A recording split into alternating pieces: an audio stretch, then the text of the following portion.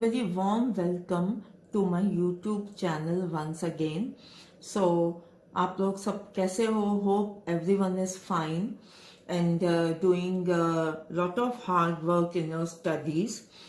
So आज का जो हमारे वीडियो का टॉपिक है that is optical isomerism.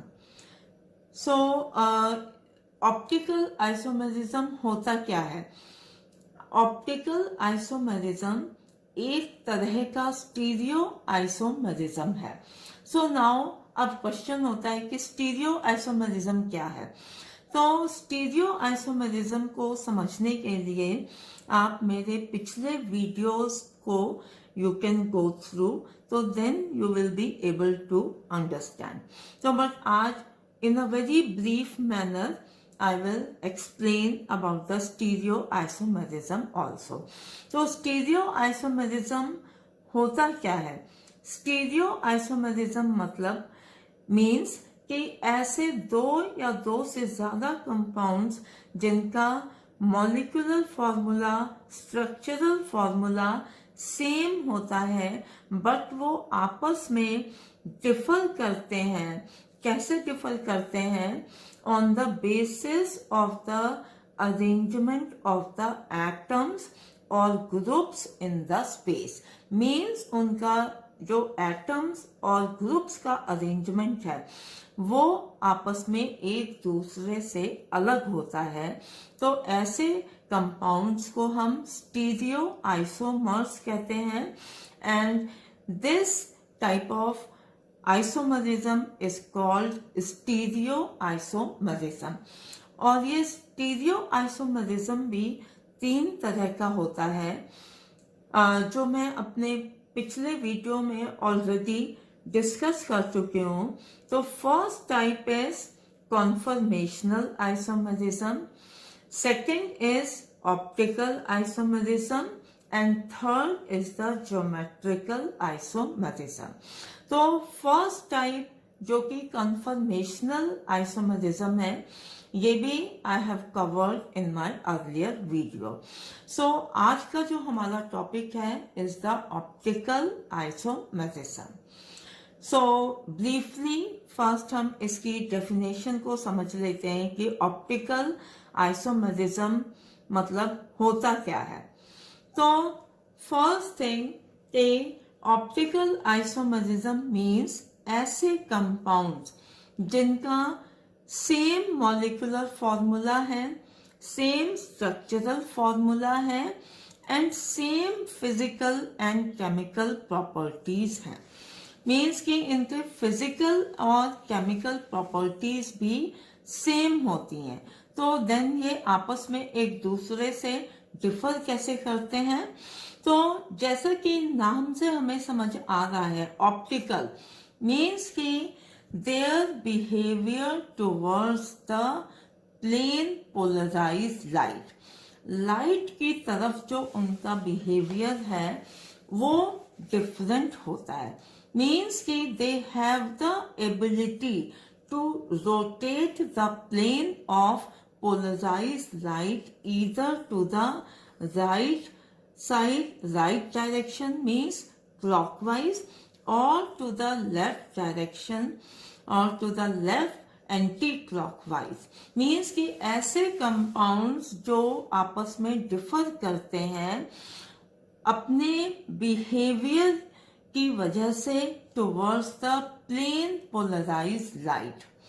तो ऐसे कंपाउंड्स जो प्लेन पोलराइज्ड लाइट को राइट डायरेक्शन में रोटेट करते हैं मीन्स क्लॉकवाइज रोटेशन होता है, या जो प्लेन पोलराइज्ड लाइट को लेफ्ट साइड में रोटेट करते हैं, या हम कह सकते हैं एंटी क्लॉकवाइज डायरेक्शन में. तो ऐसे कंपाउंड्स को हम ऑप्टिकली एक्टिव कहते हैं या ऑप्टिकल आइसोमर्स कहते हैं. मीन्स ऐसे सभी compounds, again I will repeat once, जिनका मॉलिक्यूलर फॉर्मूला सेम है, स्ट्रक्चरल फॉर्मूला सेम है, physical and chemical properties same है, बट उनका behaviour towards the plane polarized light is different. या तो वो प्लेन पोलराइज्ड लाइट को राइट डायरेक्शन में रोटेट करते हैं, क्लॉकवाइज रोटेशन, या उसको प्लेन पोलराइज्ड लाइट को लेफ्ट डायरेक्शन में और एंटी क्लॉकवाइज डायरेक्शन में रोटेट करते हैं, तो ऐसे कंपाउंड्स को हम ऑप्टिकली एक्टिव कहते हैं एंड या हम उसको ऑप्टिकल आइसोमर्स कहते हैं. सो उनकी केमिकल प्रॉपर्टीज भी सेम होती हैं, बट बिकॉज ये ऑप्टिकली एक्टिव है ये कंपाउंड्स, तो जब ये किसी ऑप्टिकली एक्टिव कंपाउंड के साथ रिएक्ट करते हैं, के साथ इनका केमिकल रिएक्शन होता है, तो उस केस में इनकी केमिकल प्रॉपर्टीज डिफर कर सकती हैं. So I hope it is clear till now. So then question comes कि ऑप्टिकल एक्टिविटी सबसे पहले कब ऑब्जर्व करी गई, कब देखी गई. तो ऑप्टिकल एक्टिविटी जो है सबसे पहले some inorganic substances में मिली थी, में ऑब्जर्व की गई थी. So optical activity was first observed in inorganic substances like quartz, rock crystals, potassium chlorate crystals, potassium bromate crystals and sodium periodate. So इन सारे इनऑर्गेनिक सब्सटेंसेस में हमें फर्स्ट टाइम ऑप्टिकल एक्टिविटी देखने को मिली थी. बट यहाँ पर जो हम कवर करेंगे about this optical activity, it is for the organic compounds. So optical activity actually very interesting topic है, वेरी इंपॉर्टेंट टॉपिक है. इसको आपको थोड़ा ध्यान से समझना पड़ेगा, तभी आप इसको क्लियरली अंडरस्टैंड कर पाओगे. तो इसको समझने के लिए few principles of optical activity are there. Means कि कुछ टर्म्स हैं जिनको आपको समझना बहुत जरूरी है, तभी आप इस टॉपिक को समझ पाओगे. So first term is the आज जो है मैं इस वीडियो में ये सारे टॉपिक्स ये सारे terms one by one I will cover. तो फर्स्ट इज द PPL. तो full form of PPL is plane polarized light. Second is the optical activity, and optical activity में भी दो topics I will cover, polarimeter and measurement of optical activity. And third is the molecular asymmetry or chirality. Fourth is enantiomers and fifth is racemic mixture. So all these are very very important topics for your CBSE exam as well as for all the competitive exams also. So first term is the PPL. It is called plane polarized light. So what is this? तो इसको भी समझने के लिए first हमें जानना जरूरी है कि अबाउट द लाइट. तो ऑर्डिनरी लाइट या लाइट जो है वो क्या होती है? Ordinary light is the electromagnetic wave. So it has two components, electric component and the magnetic component.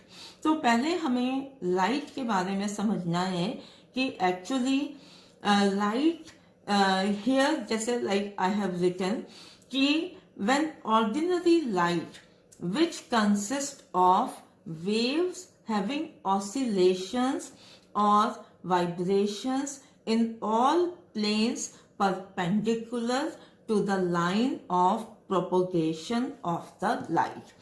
इसका मीनिंग ये है कि मैंने यहाँ पर लाइट सोर्स शो किया हुआ है. तो लाइट सोर्स में here we can see the line of propagation of light is this.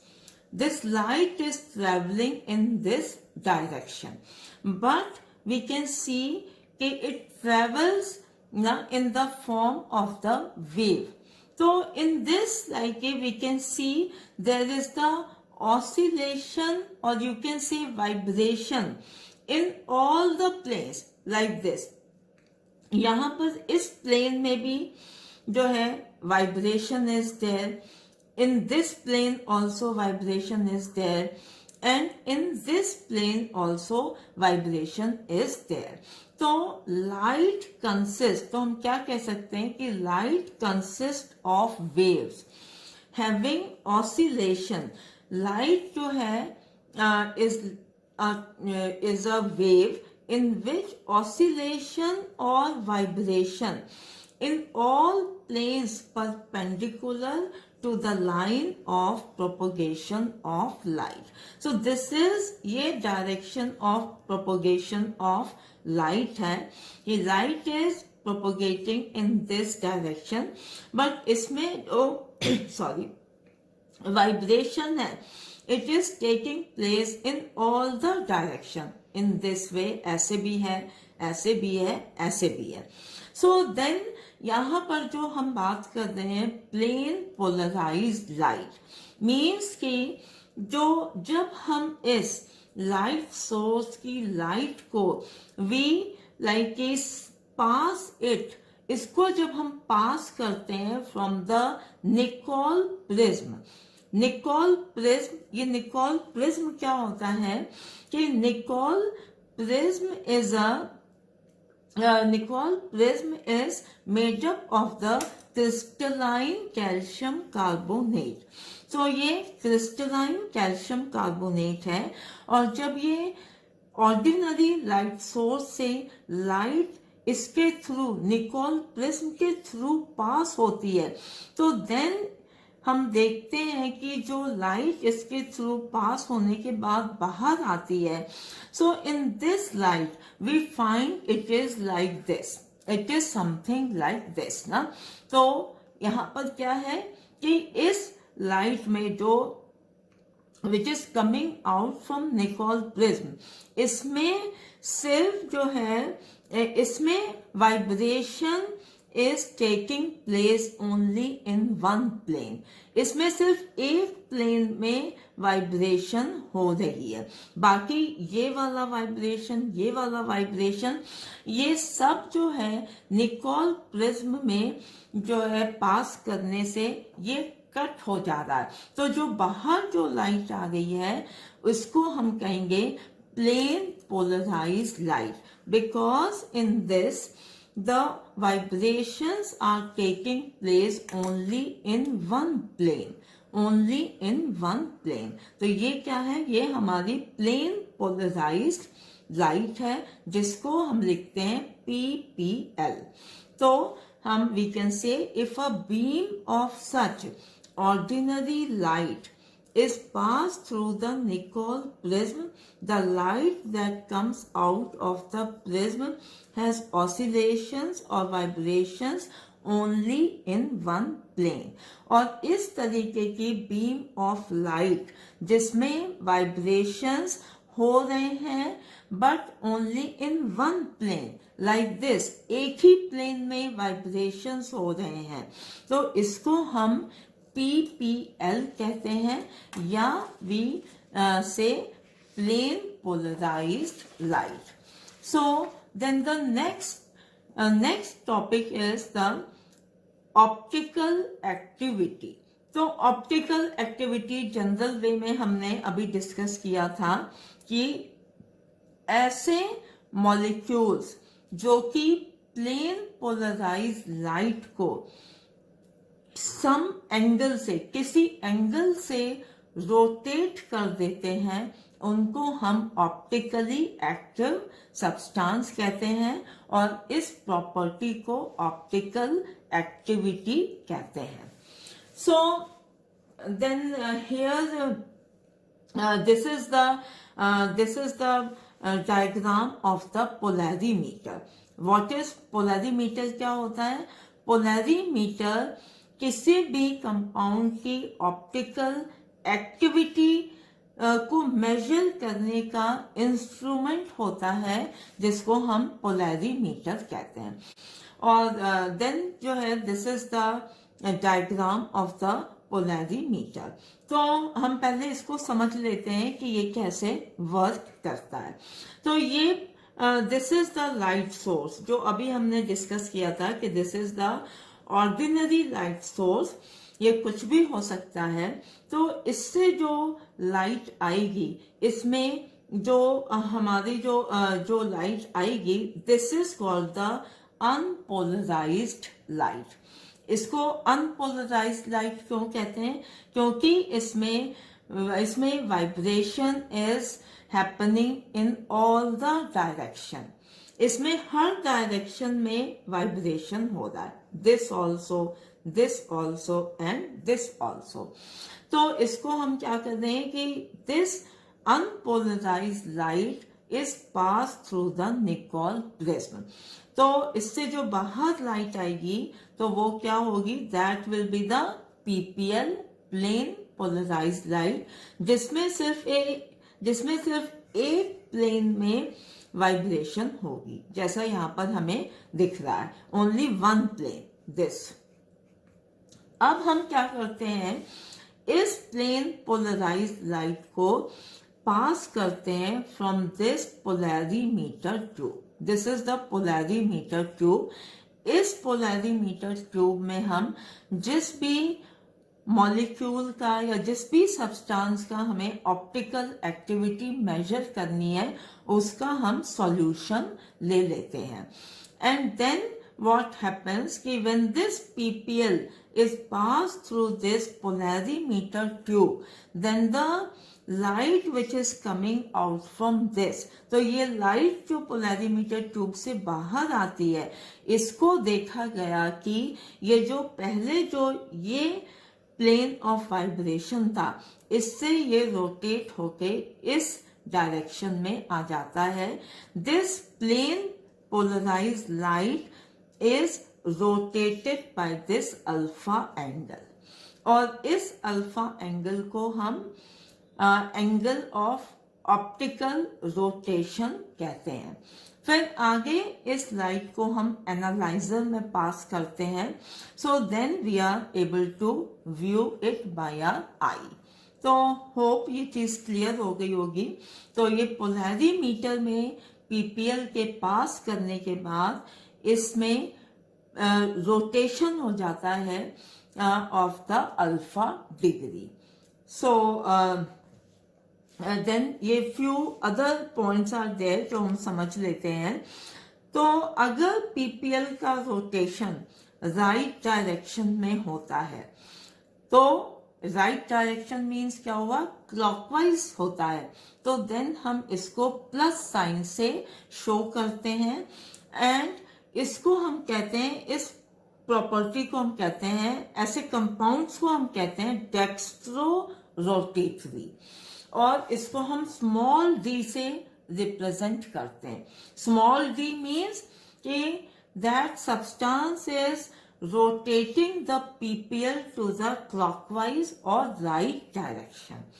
ऐसे जो सब्सटेंसेस पीपीएल को लेफ्ट डायरेक्शन में या एंटी क्लॉकवाइज डायरेक्शन में रोटेट करते हैं, उनको हम माइनस साइन से शो करते हैं, and they are said to be लीवो rotatory.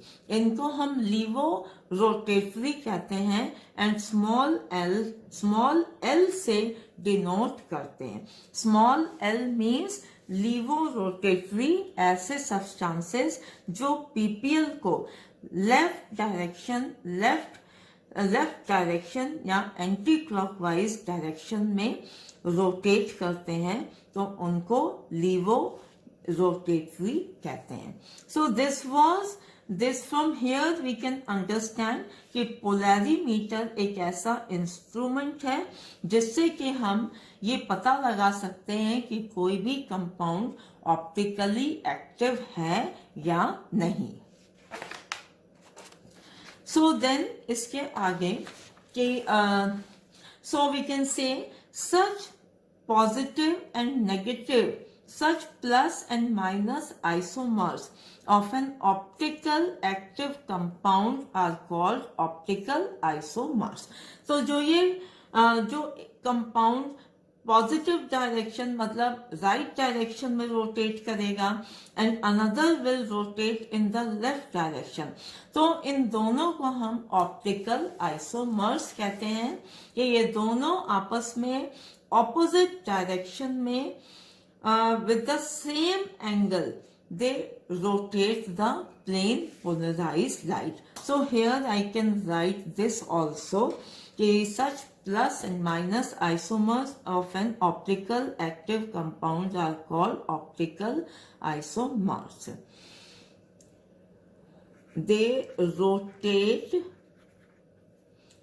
PPL with the same angle in opposite direction. ये सेम एंगल से रोटेट करते हैं ऑपोजिट डायरेक्शन में. सो नाउ अब अगर हमें मेजर करना है कि कितनी ऑप्टिकल एक्टिविटी है किसी सब्सटेंस की, तो हम कैसे मेजर करेंगे?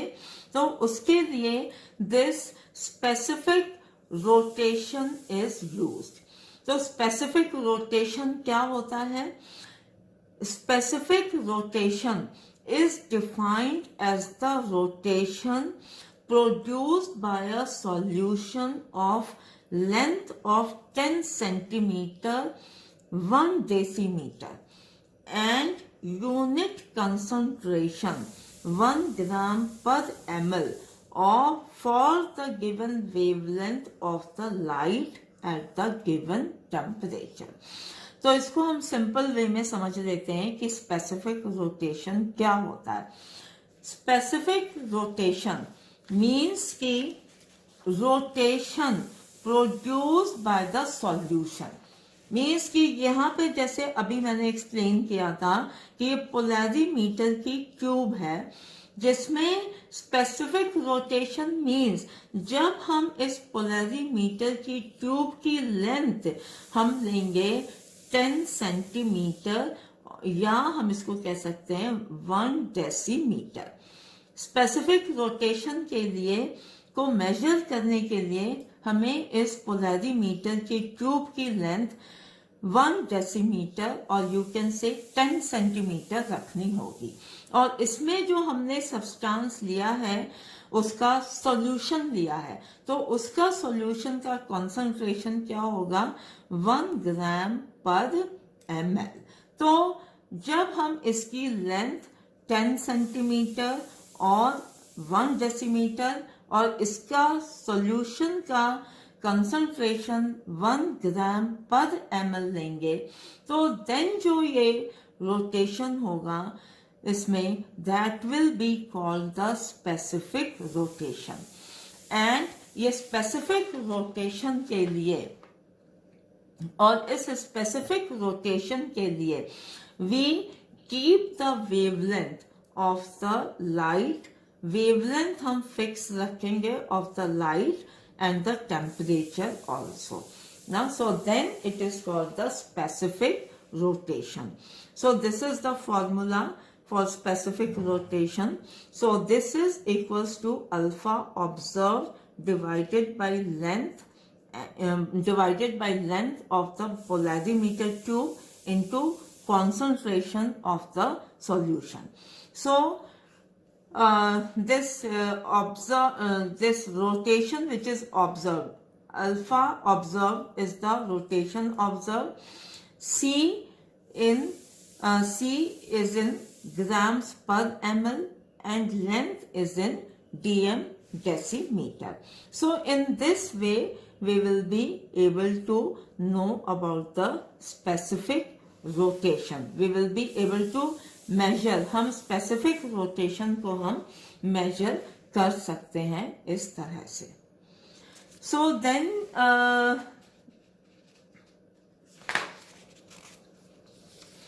देन जो हमारा नेक्स्ट टॉपिक है ये है मॉलिक्यूलर एसिमेट्री एंड काइजैलिटी। सो अभी तक जो हमने पढ़ा कि किसी भी अगर सपोज हमें कोई कंपाउंड दिया हुआ है और हमें उसका जो है हमें ये पता करना है कि whether it is optical active और ऑप्टिकली इनएक्टिव, हमें ये पता करना है तो हमें उस कंपाउंड को पोलैरिमीटर में चेक करना पड़ेगा कि वो पीपीएल को रोटेट कर रहा है या नहीं। उसी के बेसिस पे हम बता पाएंगे कि वो ऑप्टिकल एक्टिव है या नहीं। बट ये प्रोसेस बहुत डिफिकल्ट है। हम हर कंपाउंड को, हर सब्सटेंस को लेके लैब में जाना, पोलैरिमीटर से चेक करना इतना प्रैक्टिकली पॉसिबल नहीं हो पाता है। तो उसके लिए then we study about this topic which is called the molecular symmetry या काइजैलिटी। तो ये होता क्या है मॉलिक्यूलर एसिमेट्री एंड काइजैलिटी। तो इनको इन सिंपल एग्जाम्पल से फर्स्ट हम समझने की कोशिश करते हैं, then I will explain it in detail.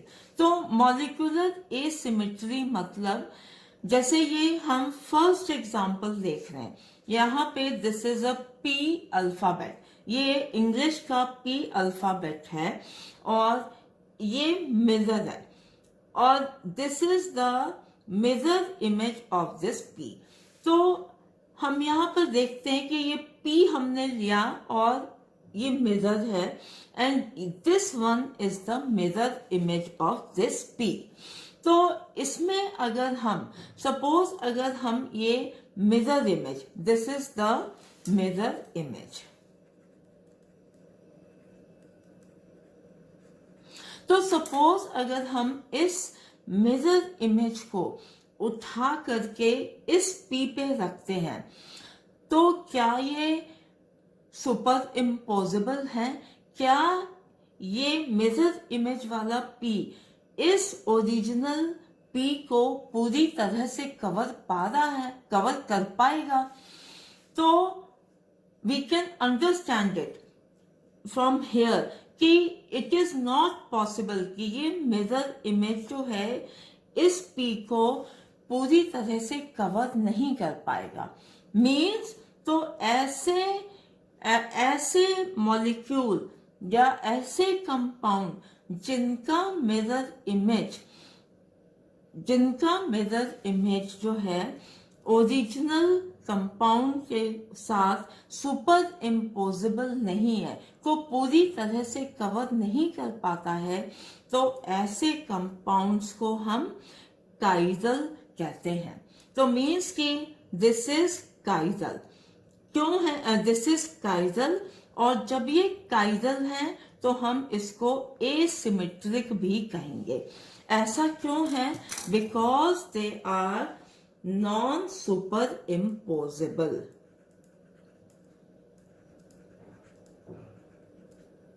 Non super imposable. So again एक बार मैं रिपीट करूंगी। So molecular asymmetry and chirality क्या है? तो ये फर्स्ट एग्जांपल हम देखते हैं। This is a P alphabet और ये इसका मिरर इमेज है। तो अगर हम इस मिरर इमेज को ऐसे का ऐसा उठा के इसके ऊपर रखें तो हम पाएंगे कि ये दोनों आपस में एक दूसरे को पूरी तरह से कवर नहीं कर पाएंगे। मीन्स वी कैन से कि both are non super imposable. तो ऐसे जो नॉन सुपर इम्पोजिबल सब्सटेंसेस हैं या मॉलिक्यूल्स हैं तो उनको हम काइजल कंपाउंड्स कहते हैं। इस प्रॉपर्टी को हम काइजैलिटी कहते हैं या हम इसको एसिमेट्रिक कंपाउंड भी कहेंगे। Molecular asymmetry also. Okay, hope it is clear. So अब हम दूसरा एग्जाम्पल देखते हैं। इन दिस एग्जाम्पल यहाँ पर मैंने ए लिया है, सो ए में ए का जो मिरर इमेज है इज दिस. सो अगेन ये this is the mirror image. So यहां पर हम देखते हैं कि अगर हम इस ए को मिरर इमेज को ऐसे का ऐसा उठा के इसके ऊपर रखें ओरिजिनल ए पे, तो ये आपस में एक दूसरे को पूरी तरह से कवर कर पाएंगे. तो ये जब क्योंकि आपस में एक दूसरे को पूरी तरह से कवर कर पाएंगे, तो इस केस में हम क्या कहेंगे, super imposable. Super imposable. So both are super imposable. मतलब जो ओरिजिनल ए है और जो इसका मिरर इमेज है, दोनों सुपर इम्पोजिबल हैं. ऐसे केस में हम ये कहेंगे कि दिस मॉलिक्यूल इज ए काइजल, कि इसमें काइजैलिटी नहीं है. एंड इसके लिए दूसरा वर्ड जो हम यूज करेंगे, दिस इज सिमेट्रिक. ये सिमेट्री है, इसमें सिमेट्री है, इसलिए they are superimposable. Okay, and then hope I am able to explain this. So अब हम जो है ये नेक्स्ट एग्जाम्पल देखते हैं. तो we can see here I have drawn the picture of the hand. So this is my left hand and this is the mirror image of the left hand. So अब हमें करना क्या है कि this which is the mirror image, अगर हम इसको उठा के इसके ऊपर ऐसे का ऐसे रखते हैं, तो we have to see कि क्या ये पूरी तरह से इसको जो हमारा लेफ्ट हैंड है उसको पूरी तरह से कवर कर पा रहा है क्या. ऐसा बिल्कुल भी पॉसिबल नहीं है, बिकॉज वी कैन सी कि दोनों एक दूसरे को पूरी तरह से कवर नहीं कर पा रहे हैं. सो इट मीन्स कि both of them are non super imposable. ये नॉन सुपर इम्पोजिबल. तो ये नॉन सुपर इम्पोजिबल है. एंड दैट इज वाई, क्योंकि नॉन सुपर इम्पोजिबल है तो इसलिए ये क्या होगा, काइजल. इसको हम कहेंगे काइजल. एंड यहाँ पर एसिमेट्री होगी, एसिमेट्रिक. काइजल and asymmetric. ठीक है. सो ये हो गया. सो अब हमें यहाँ से क्या चीज समझ में आई कि ऐसे ऑब्जेक्ट्स जो नॉन सुपर इम्पोजिबल होते हैं अपने मिरर इमेज पे, तो उनको हम काइजल कहते हैं. और इस प्रॉपर्टी को, नॉन सुपर इम्पोजिबिलिटी की प्रॉपर्टी को काइजैलिटी कहते हैं. And so let me write this. So मैं यहाँ पे ये लिख लेती हूँ कि ऑब्जेक्ट्स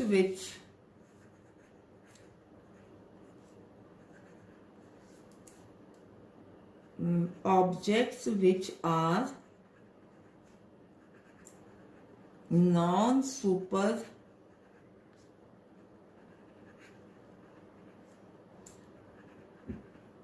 superimposable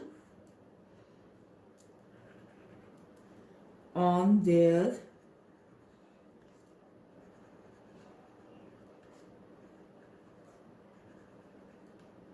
मिरर इमेजेस. जो नॉन सुपर इम्पोजिबल होते हैं अपने मिरर इमेज पे, उनको हम कहते हैं काइजल.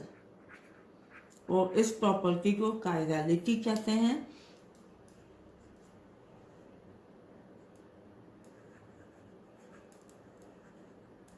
Objects which are superimposable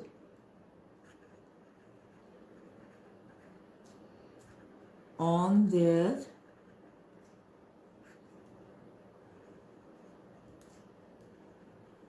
mirror image is a chiral.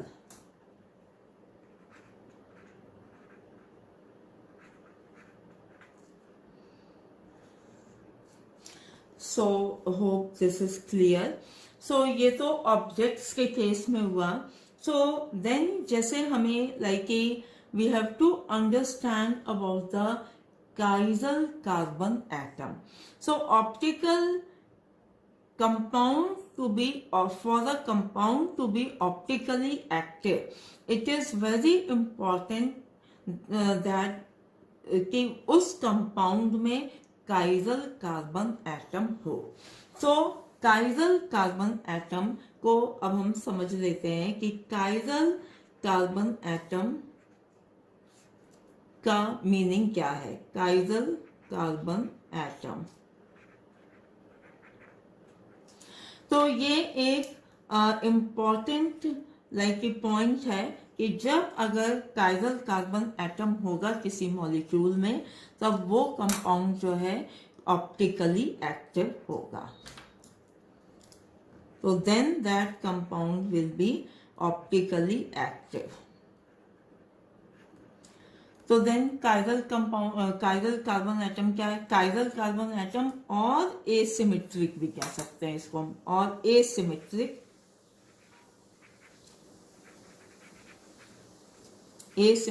Carbon atom.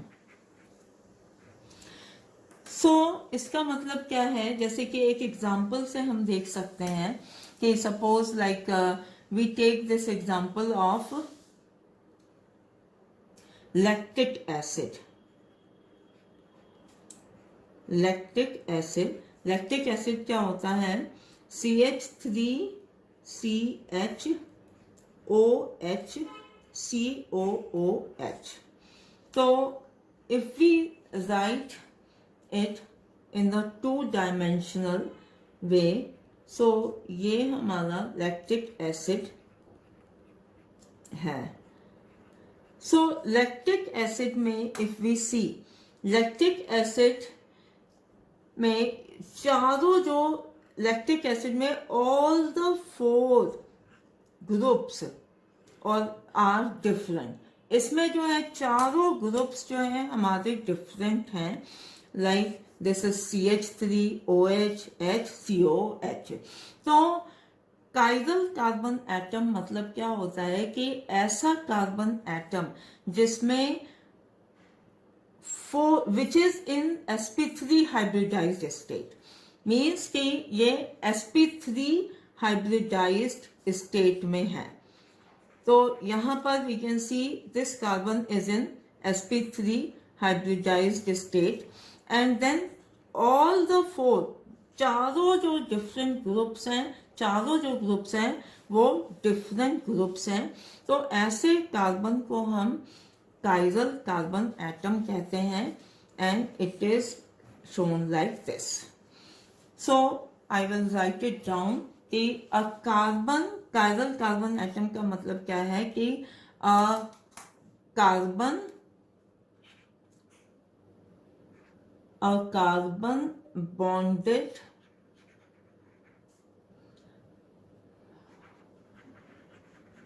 bonded to 4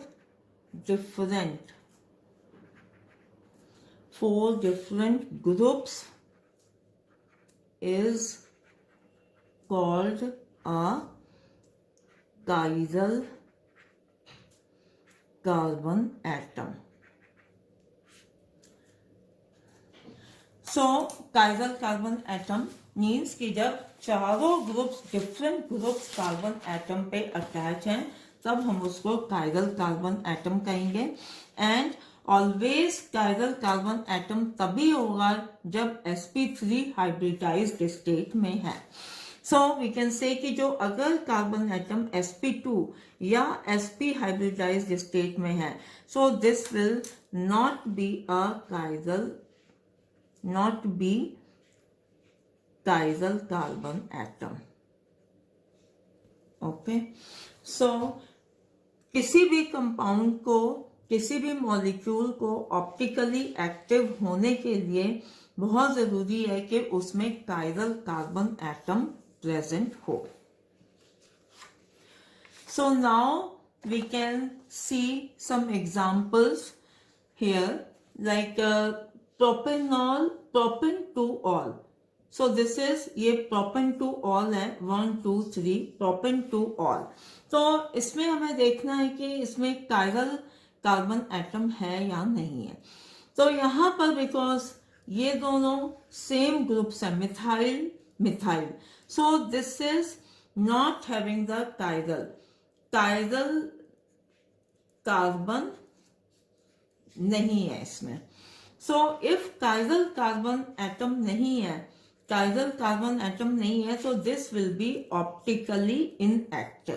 तो ये ऑप्टिकली इनएक्टिव होगा. अब दूसरा एग्जांपल हमारा ब्यूटेन 2-ol. सो ये हमने लिख लिया ब्यूटेन 2-ol. सो इसमें देखते हैं कि इसमें ये this is C2H5, this is CH3, ये H है, ये OH है. तो ये चारों ग्रुप्स जो हैं डिफरेंट हैं, सब आपस में एक दूसरे से डिफरेंट हैं. So this is having the chiral carbon atom. यहाँ पर कायरल कार्बन होगा और हम इसको we will show it like this chiral carbon atom. क्योंकि इसमें कायरल कार्बन एटम है तो ये ऑप्टिकली एक्टिव होगा. सो this will be optically active. Chiral carbon है, ये ऑप्टिकली एक्टिव है. अब दूसरा एग्जांपल देखते हैं. ये है हमारा bromo chloro iodo methane. So here because इसमें भी सब all the 4 groups are different, सब डिफरेंट हैं. So this is also chiral carbon atom है, यहाँ पर ये प्रेजेंट है, तो इसलिए ये ऑप्टिकली एक्टिव होगा. सो ये यहाँ तक होप सब क्लियर हो गया होगा. So next point is the enantiomers. So enantiomers क्या होते हैं? सो इनैंशियोमर्स को समझने के लिए पहले हम फिर से ऑप्टिकल आइसोमर्स के पॉइंट्स जो अभी तक हमने डिस्कस किए हैं उसको गो थ्रू करते हैं. सो इनैंशियोमर्स मीन्स कि इनैंशियोमर्स में सो ऑप्टिकल आइसोमर्स होने के लिए क्या क्या प्रॉपर्टीज चाहिए? पहला तो non super imposable mirror image, then they have the identical physical and chemical properties. उनके physical और chemical properties same होती हैं except one कि जो optical isomers होते हैं वो PPL को means plane polarized light को they rotate in the opposite direction to the same angle. opposite direction में rotate करते हैं with the same angle of rotation same होता है. and the next property is the chiral carbon atom. ये chiral carbon atom होगा तभी जो है वो optical isomers होंगे. so if we understand this, हम कुछ examples के through इसको discuss करते हैं. तो पहला एग्जाम्पल जैसे bromo chloro iodo methane. So हम पहले इसका 3 dimensional representation we can right.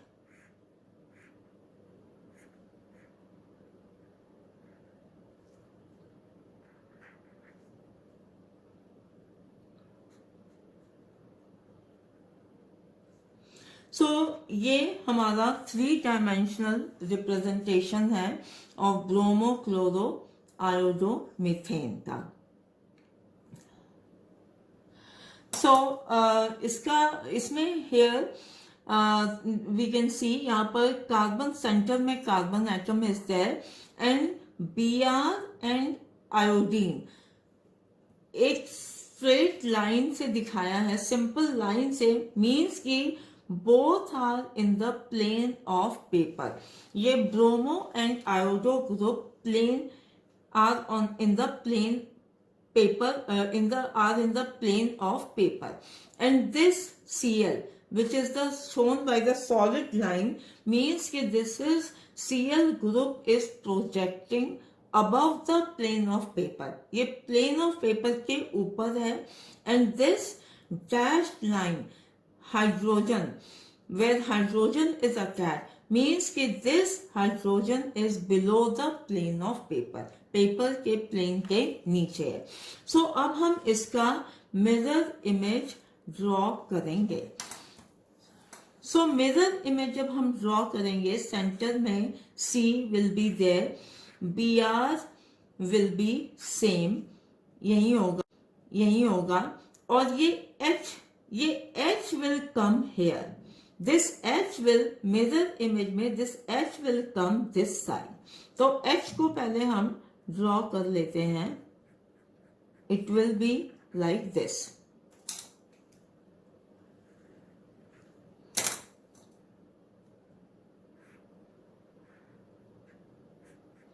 And here it will be Cl, and this side it will be I.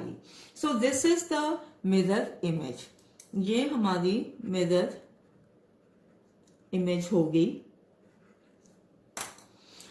सो अब हमें क्या करना है कि मिरर इमेज को एग्जैक्टली उठा करके we have to keep it on this molecule.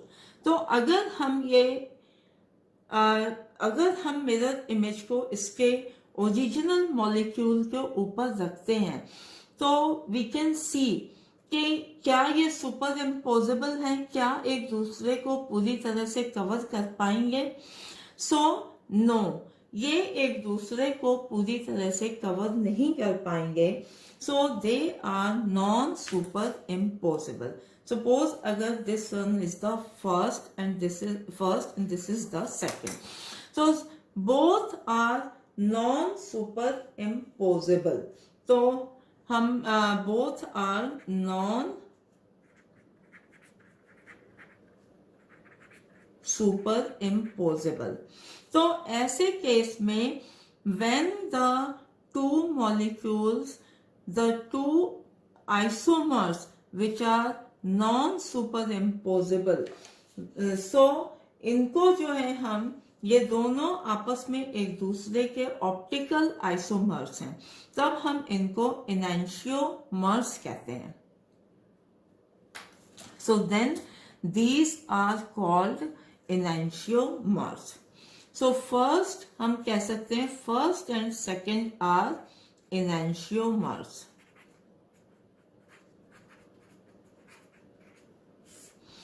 So enantiomers क्या हुए कि ये दोनों आपस में अगर ये इसको PPL को क्लॉकवाइज रोटेट करता है, मीन्स कि ये D है, so this will B L. ये एंटी क्लॉकवाइज रोटेट करेगा with the same angle. But इस केस में हम ये नहीं कंफर्म बता सकते कि ये क्लॉकवाइज रोटेट करेगा या anti clockwise. So in case अगर ये क्लॉकवाइज करता है, D डेक्स्ट्रो फॉर्म है, so this will be the laevo. And it can also happen if this rotates in the anti-clockwise. ये levo है, so then this will be dextro. So both are the enantiomers. So enantiomers जो है optical isomers हैं, so which rotate the PPL in the opposite direction,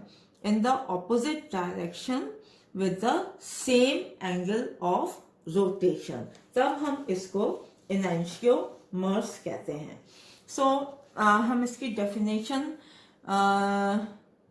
हमने actually ये discuss करी थी कि एनेंशियोमर्स क्या होते हैं, कि these are the non super imposable mirror images which have identical physical and chemical property, but they differ only towards the in their behavior towards the PPL plane polarized light.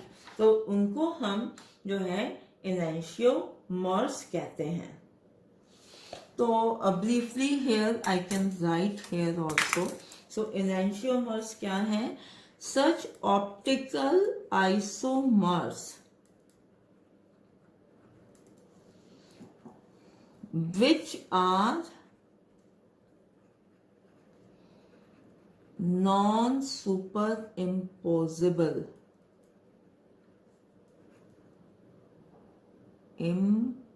non-superimposable mirror images of each other. एक दूसरे के non super imposable mirror image होते हैं. So now I can discuss second example of butane to all, of this butane to all. So butane to all का first हम 3 dimensional structure बना लेते हैं.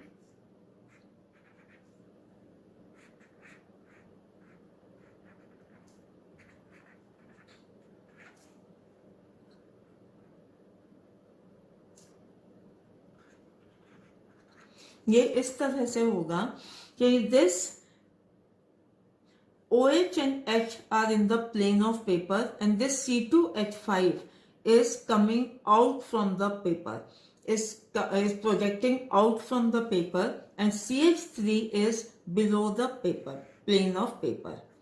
So अगर हम इसका मिरर इमेज बनाएंगे तो OH यहीं पे होगा, CH3 will come this side. ये CH3 होगा हमारा and this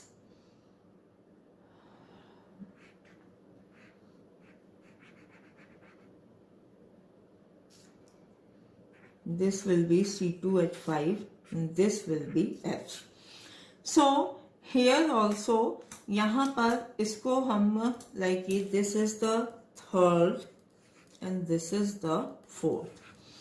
So here also this mirror image, इस mirror image को अगर हम उठा के exactly यहाँ पर रखते हैं तो क्या होगा, again both are non superimposable.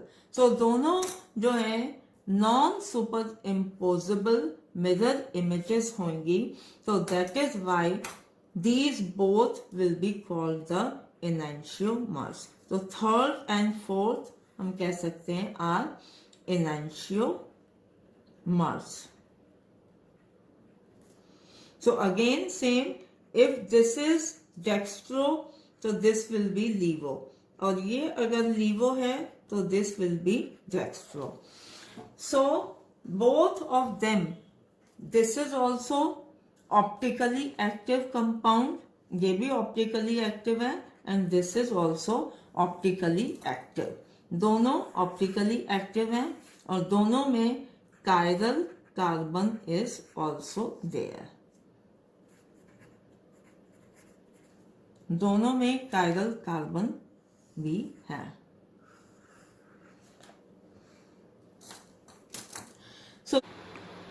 So now fifth is the racemic mixture. So what is this racemic mixture? So racemic mixture means a mixture of equal amounts of two enantiomers is called racemic mixture, or it is also called racemic modification.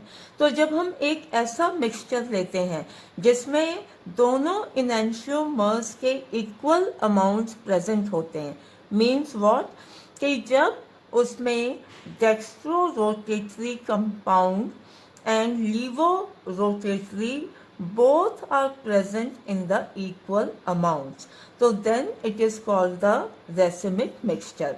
और ऐसे mixture जो racemic mixture होता है that is optically inactive. तो ऐसा क्यों होता है? Why it is optically inactive?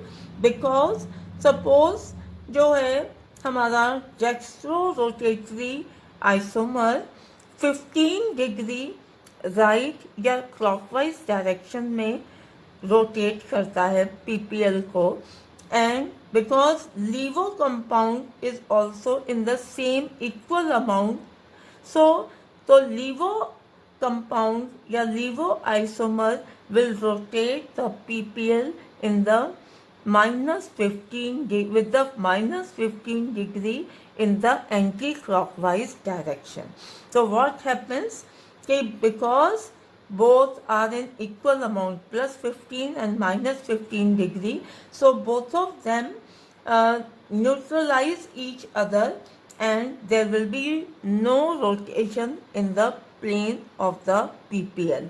So that is why the racemic mixture shows does not show the optical activity and it is optically inactive. So racemic mixture ko we write like this also, plus minus, and one more word is used for this. It is called external compensation. तो इसको external compensation क्यों कहते हैं? Because again same reason है कि इसमें dextro and लीवो दोनों के इक्वल अमाउंट्स होते हैं, तो अगर डेक्स्ट्रो प्लस 15 डिग्री का रोटेशन दे रहा है तो laevo will give minus 15 degree rotation in the opposite direction. तो दोनों आपस में एक दूसरे को न्यूट्रलाइज कर देंगे. So that is why it is called the, इसलिए हम इसको एक्सटर्नल कंपनसेशन भी कहते हैं. तो इन एग्जाम्पल्स में वी कैन सी कि whether these compounds are optically active और नॉट. तो जैसे हम ये देखते हैं लैक्टिक एसिड CH3CHOH तो अगर हमें ये बताना है कि ये ऑप्टिकली एक्टिव है या नहीं है, तो इसके लिए हम क्या करेंगे?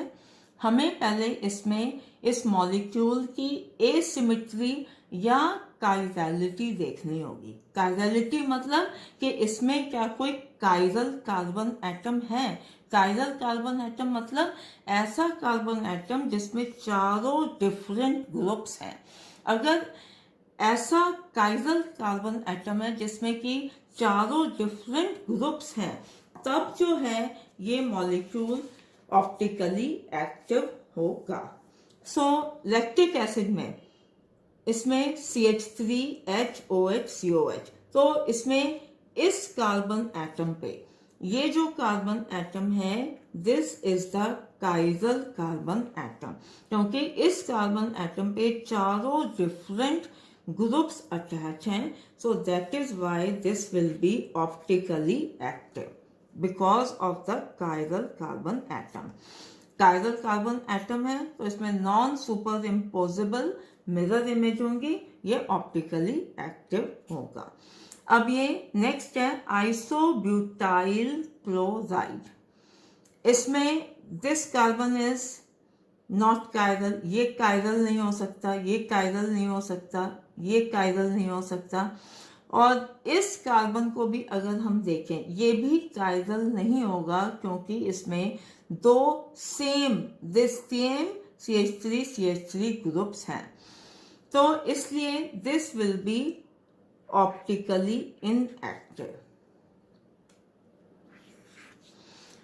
And then this propane two ol, यहां पर ये कार्बन काइरल नहीं हो सकता, ये कार्बन काइरल नहीं हो सकता, और ये भी काइरल नहीं होगा क्योंकि इसमें दो same methyl groups are there. ये और ये ग्रुप सेम है, सो इसलिए ये भी जो है ऑप्टिकली इनएक्टिव होगा. अब ये कुछ एग्जांपल्स हैं लाइक साइक्लोप्रोपेन. साइक्लोप्रोपेन में हमें पहले ये बताना है कि ऑप्टिकली एक्टिव है या नहीं. तो हम इसमें फिर से हम काइरल कार्बन एटम देखते हैं. So these are the 3 carbon atom, this this this. तो क्या ये काइरल हैं या नहीं? सो अगर हम ये कार्बन एटम देखें, इसमें 2 हाइड्रोजन एटम है, सेम है, और इवन इस कार्बन से if we go this side and this side, so both इस साइड और इस side both are the same groups, so ये कार्बन एटम काइरल नहीं हो सकता क्योंकि similar groups are there. Same with this one and this one. तो no chiral carbon is there means क्या हुआ, ये ऑप्टिकली इनएक्टिव होगा. This will also be optically inactive. अब ये नेक्स्ट इज दिस वन. सो इसमें भी 3 कार्बन एटम्स आर देयर. ये और ये तो काइरल नहीं होंगे. सो इस केस में अगर देखें तो इस केस में ये दोनों तो डिफरेंट है, मिथाइल ग्रुप और hydrogen atom. But if we go this side, इधर जाएं और इधर जाएं, तो दोनों साइड लेफ्ट एंड राइट में both are the same groups. So ये भी ऑप्टिकली इनएक्टिव होगा. Same with the cyclobutane. Cyclobutane में ये 4 कार्बन एटम्स हैं, बट इन सब में both here and here are the methyl group. ये मिथाइल ग्रुप, सब जगह ये मिथाइल ग्रुप होंगे. सो और अगर हम इस कार्बन के लिए इधर जाएं और इधर जाएं, सेम ग्रुप्स आर देयर, तो इस केस में भी ये ऑप्टिकली इनएक्टिव होगा. ओके, सो नेक्स्ट दूसरा हमारा एग्जांपल है इज द टार्टरिक एसिड. तो टार्टरिक एसिड में sp3 hybridise carbon atom, this एक तो ये है और एक ये है. और इन दोनों केस में अगर हम ये 1 कार्बन एटम, दिस इज 2, तो 1 कार्बन एटम पे this is H, COH and OH. ये तीनों ग्रुप्स डिफरेंट हैं और ये 4th ग्रुप है, ये पूरा ये ग्रुप है. तो this is chiral carbon atom, chiral होगा. Same here with this second number carbon atom, this will also be chiral, ये भी काइरल होगा. यहाँ पे 3 ये डिफरेंट ग्रुप्स हैं और ये 4th, सो ये भी काइरल होगा. सो इसमें जो है टार्टरिक एसिड में 2 chiral carbon atoms are there. So इस केस में 2 काइरल कार्बन एटम हैं. सो देन हमें ये बताना है कि ये ऑप्टिकली एक्टिव होगा या नहीं होगा. सो जैसे हमारा लैक्टिक एसिड का एग्जाम्पल था, यहाँ पर ओनली 1 काइरल कार्बन, एक काइरल कार्बन एटम था. तो इस केस में तो जब ऐसे कोई भी कंपाउंड जिसमें सिर्फ एक काइरल कार्बन एटम प्रेजेंट होता है तो वो ऑप्टिकली एक्टिव होता है. कंफर्म है कि वो ऑप्टिकली एक्टिव होगा. बट ऐसे कंपाउंड जिसमें 2 काइरल कार्बन एटम होते हैं, उस केस में वी कैन नॉट से कि 100% कंफर्म है कि वो ऑप्टिकली एक्टिव है. तो ऐसे केसेस में वो ऑप्टिकली एक्टिव हो भी सकता है या नहीं भी हो सकता है. सो ऐसे केसेस जिसमें 2 काइरल कार्बन एटम्स प्रेजेंट होते हैं, इसको हमें डिटेल में अलग से in the next video I will cover on this topic. तो this is very very important point. तो इसको I will write it down. तो फर्स्ट इंपॉर्टेंट पॉइंट,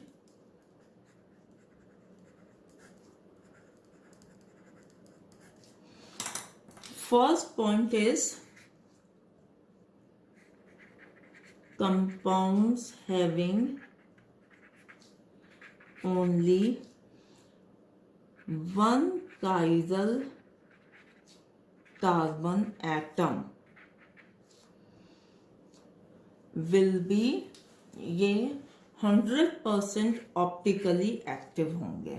ये 1 chiral कार्बन एटम है, so non super imposable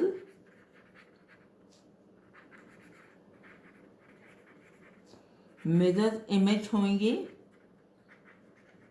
and they will be optically active 1 chiral carbon atom के साथ.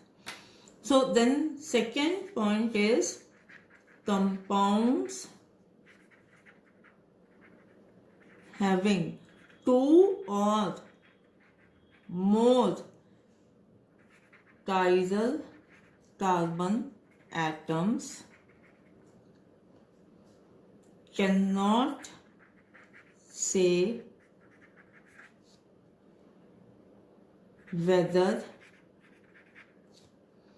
optically active or optically inactive.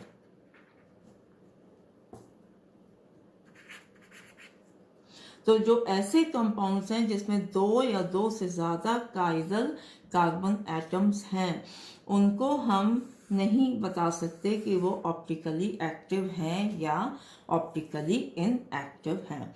तो इसको study करने के लिए आई will cover this topic in the next video in detail.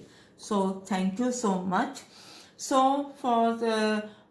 to study about the entire series of this isomerism topic, you can go to my earlier videos. मेरे पिछले videos आप जाकर के मेरे चैनल पे देख सकते हो और उसका लिंक इसमें डिस्क्रिप्शन बॉक्स में शेयर कर दिया जाएगा.